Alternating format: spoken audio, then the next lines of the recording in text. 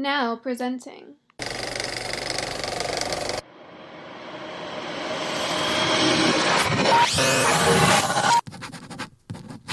Cause and Creation. Hello, everybody, and welcome to Cause and Creation on the All Ports Open Network. We are so excited to have you with us, and I'm so excited to have my co-host, Janelle, with me. Everyone, say hi to Janelle. Janelle, say hi to everyone. Hi, everyone. So we have a really exciting episode today. We got to speak with Miguel Garzon Martinez. He is an actor, writer, director, editor, a lot of credits. But we're specifically talking with him about some really cool projects that he's been working on, where he is not only taking other people's stories and retelling them, but also he goes into a lot of philosophy talk, and it kind of turns into a little bit of a therapy session in a way. It was pretty cool. I don't even know if it was like a therapy session. It felt more like us both just like really kind of asking questions and not really getting answers, but also, you know, kind of what we talked about in the conversation was just the exploration of, you know, just people in general and life in general and how you don't have to always have the answers. And I think there's something really beautiful about that. No, it was so fantastic. And so we are going to let you guys get to that. But before we do, we're going to have our little artist date check-in. So, Janelle, did you have an artist date with yourself this week? I did. I had a really fun artist date. So I came across this website where you can read pilot scripts from like years ago. Like they have pilot scripts all the way down past to like, you know, 2006, 2007, like years and years ago, which like that doesn't feel like that long ago, but that was years ago, obviously. And yeah, it makes me feel really old, honestly. I don't want to talk about it. Yeah, and it's a really fun website where I was just like reading all these pilots. Some of them are produced, some of them weren't produced. And I was reading this pilot of this woman, this female writer, who she wrote a TV series that got picked up by MTV. And I feel like it was really like ahead of its time. Like I was reading the pilot and I was like, this should get made like now. It was called Sweet Vicious. Do you remember when this came out? This was like 2016.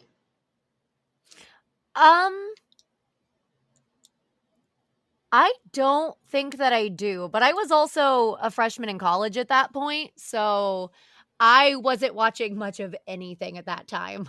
That's fair. And like MTV, I know that they had like this like brief, I don't know, where they were picking up a lot of like scripted content. And I think that was like around that time, but it didn't really work out. Like people were still just tuning into MTV for like, oh God, what was that bad reality show that was on it? Which one? We had the Teen Moms. Teen Mom, there you go. Teen Mom. I feel like everyone was like they weren't going to MTV for like scripted content. They just wanted to watch pregnant teens. So this, you know, the show came out, Sweet Vicious. Oh, and I just want to say to the listeners, we are in full support of any teen moms out there. We are more of against the exploitation of young girls who have found themselves in difficult situations. Just to clarify. Yeah, just like I'm just against like bad reality TV. Yeah, no, that's also completely that's fair. where my stance. That's where my stance will go on that.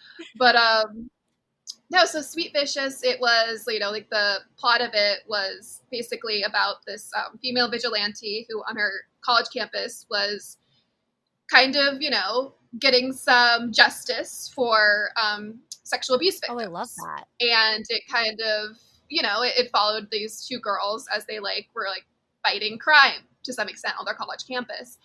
And, you know, the pilot was so good and it was so timely. And I felt like it could have came out now and done way better, especially if it wasn't on MTV, let's be fair. And I was curious and I looked up the writer and I was like, I wondered what else she had done. And her IMDb is literally this one series by MTV that got one season in 2016, one movie that I personally hadn't heard of in like 2019. And now she's writing the new Thor movie. No way! Oh, that's awesome.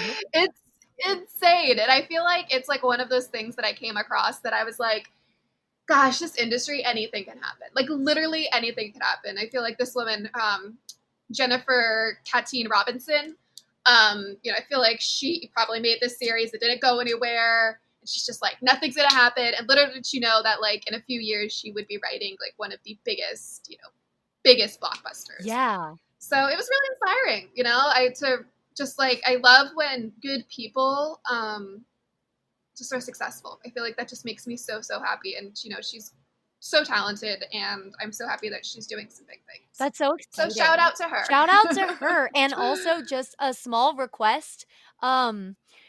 Objectification is never good, but I would not mind a little bit of Chris Hemsworth under the female gaze, or Tom Hiddleston. Just gonna toss that out there. Oh yeah, no, I never thought of that. I'm really actually excited to see like this film. Like Thor and especially Chris Hemsworth under the female gaze, and what kind of juicy tidbits we get from. No, that. I'm very, very excited about it. Okay, I do want to go back to this teenage vigilante thing. I want to know, Janelle, yes, what is the most badass vigilante thing that you did in your younger years? Oh, interesting.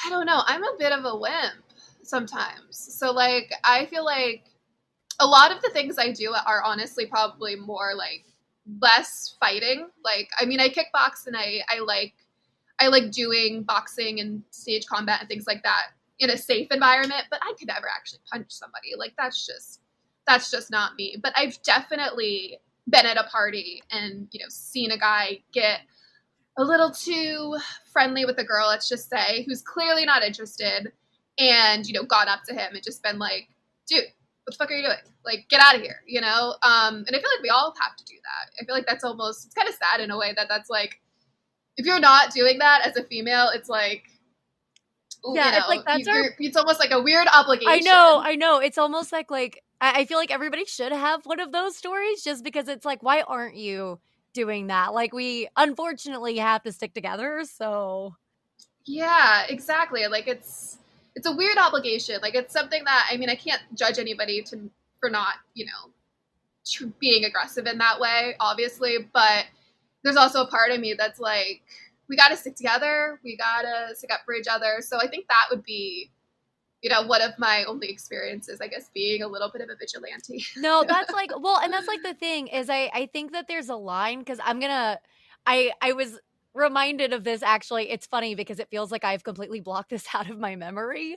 But my sophomore year of college, there was a really big thing that a bunch of the basketball players were sexually assaulting girls at frat parties.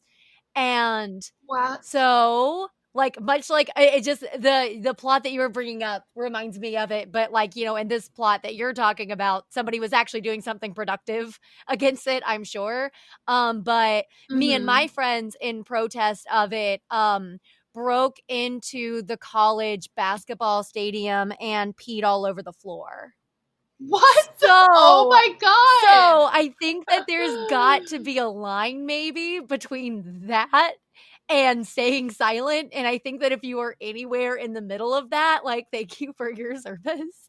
Honestly, you peeing on the floor of the basketball, that is way more badass than me just telling a guy, hey, get away from her. That's way more badass. Well, I'm also going to say that yours actually accomplished good results, and ours, as much of a big fuck you as it was, just meant that they were grossed out, and then some poor janitor had to come and clean it up. Again, I was young. I was not even 21 yet. And I was literally drunk off of alcohol that I couldn't buy for myself yet when I did this. So, I don't really glorify myself for it. Well, I'll glorify it for you because I think it's pretty badass. Thank you. I actually did kind of had almost I feel like I've had a very consistent artist date throughout the quarantine. And I feel like I got a little bit called out on it. But it's a story that I think is a little bit funny, but also I thought was maybe nice to share. is there's Mhm. this game, like a computer game called Stardew Valley. And for those of you who are aware of what that game is, I'm sorry for your obsession. And for those of you who don't, it is literally a farming game. It's like basically it was like Animal Crossing before Animal Crossing, and like you're just taking care of farm animals and raising crops, and you give gifts to the people in the village, and if they like the gifts then they'll be your friend, and if not then they'll be like, ew, I hate this. And you also go mining for things, and it's a very low maintenance game. Like you're literally just farming. And I have played it. I am on my 8th time playing through it since the quarantine started, which is a lot, especially because in order to reach the end of the game, you play through about 3 to 4 years. So What? Wait. So what is the end of the game? You just have a nice farm? Like, I'm not, and I say that with kindness. Like, I no, totally I mean, like, respect, like, basically, I mean, it sounds very dramatic, but basically, it's like your dead grandpa who left you the farm comes back to visit you as a ghost, at the end of your second year. And he either tells you that he's extremely disappointed that you didn't do enough, or he tells you that he's very proud of you. And so basically, like, you just keep playing until you have like made enough pleased crop. your grandpa? Yeah, yeah, I mean, that's basically it. It's just like, once your grandpa's happy with you, like, you can keep doing your farms, but, like, there's not really anything else to do. That's This basically it. sounds like it sounds a bit like unpaid labor, I'm not gonna lie. And your grandpa just like wants you to keep working hard. And what do you get besides his approval? Like, I feel like That's it. I mean, there's a deeper That's question it. here. Like, well, I mean, like, he gives you, like, this little statue of a little cat that gives you, a specific type of ore that you should have already had in order to make him happy in the first place. So, that's about it. It's a very anticlimactic ending, and it's I am in therapy for my obsessive compulsive disorder and like my general anxiety and everything, which also has a lot of roots in wanting to get things done and being a little bit of a people pleaser and things like that. And I'm like explaining this game to my therapist, and the fact that I am literally playing through it for the 8th time. And as I'm saying it, I'm like, so I can totally see how this is my obsessive compulsive disorder and also all the other things that I'm in here for. And he just was really quiet for a second. It was like the phone line just kind of went quiet for a minute, and he was like, "Yeah. No, I'm really happy that you're able to recognize that." And I was like, "Oh no." But he was saying that, like, he was like, "I think that it's really good though that you found something that you can kind of work out those impulses on." Like, he was like just saying, like, it sounds like it's actually very meditative for you. And he was like, we've talked a lot about how you don't really agree well with meditating, and how this game seems to do it for you. So he was like, go for your 9th or 10th play on it, I guess. Like, Well, it's interesting you brought up meditation because I meditate every day, but I think a lot of people get like turned off by meditation because they think it's just like sitting and like with complete silence or like staring at a candle for like 30 minutes and like not thinking about anything. But like, I think, it's totally whatever you want it to be, whatever kind of brings you to like that complete center of yourself and brings you calm and lets you just focus on one thing, whether it's, the video game, or if it's just a candle lighting, or if it's just your breath. I think there's like so many different forms of meditation. And I totally agree that like a video game that is that relaxing and just about pleasing your grandpa, I think that could totally be one. no, I think that it works. Well, and it really, well, because like for me, like just meditation and like sitting still and quiet for 8 minutes and trying to like clear my head, or it just like, it's not something that's ever worked for me. And I know that that means that I should probably keep trying. But I will say that, like, for me, it's like things like making lists and like playing games like that are just